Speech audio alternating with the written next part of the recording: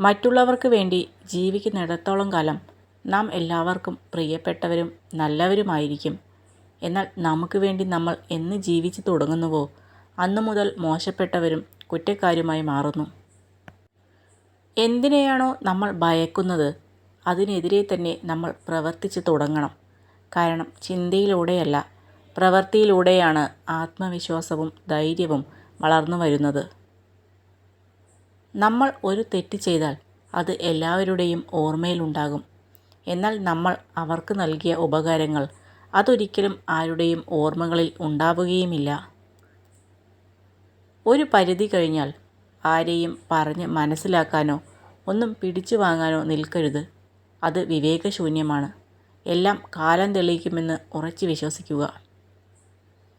നിങ്ങളെ സ്നേഹിക്കുന്ന ഒരു വ്യക്തിയെ ഒരിക്കലും അവഗണിക്കരുത്.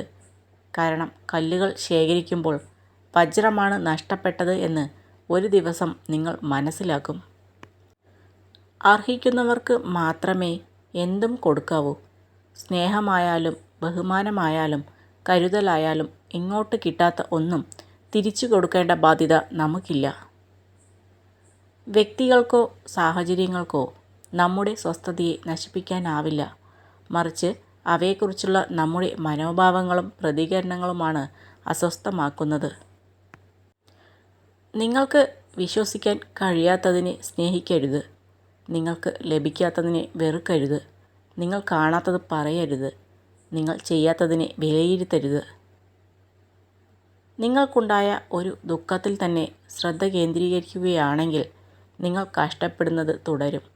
നിങ്ങൾ അതിൽ നിന്നും പാഠം ഉൾക്കൊള്ളുന്നതിൽ ശ്രദ്ധ കേന്ദ്രീകരിക്കുകയാണെങ്കിൽ നിങ്ങൾ വളർന്നു കൊണ്ടേയിരിക്കും. എല്ലാ വിഷമങ്ങളും ഉള്ളിലൊതുക്കി ചിരിക്കാൻ പഠിക്കണം. ആരെയും തളർത്താനല്ല, ആരൊക്കെ തളർത്തിയാലും ഈ ചിരി മായില്ല എന്ന് കാണിക്കാൻ. സങ്കടങ്ങൾ ആരോടും പങ്കുവയ്ക്കാതിരിക്കുന്നതാണ് നല്ലത്. എന്തെന്നാൽ അനുഭവങ്ങളിലൂടെ നമ്മൾ അറിഞ്ഞത് വാക്കുകളിലൂടെ ആർക്കും മനസ്സിലായെന്ന് വരില്ല. സ്വയം അംഗീകരിക്കുക, സ്വയം ബഹുമാനിക്കുക, സ്വയം സ്നേഹിക്കുക. കാരണം നിങ്ങളെക്കാൾ നന്നായി നിങ്ങൾക്ക് വേണ്ടി നിലകൊള്ളാൻ ഇവിടെ മറ്റാരുമില്ല.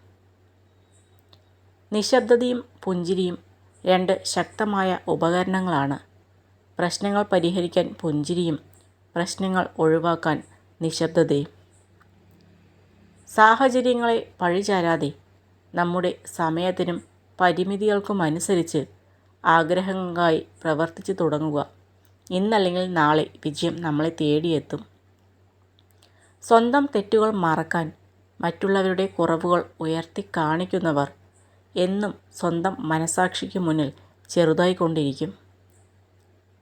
ഒരാൾ നിങ്ങളോട് വളരെ മധുരമായി പെരുമാറുമ്പോൾ ആ വ്യക്തി എല്ലായ്പ്പോഴും അങ്ങനെ ആയിരിക്കുമെന്ന് പ്രതീക്ഷിക്കരുത്. ഓർക്കുക, എത്ര മധുരിച്ചാലും എല്ലാത്തിനും ഒരു കാലാവധിയുണ്ട്.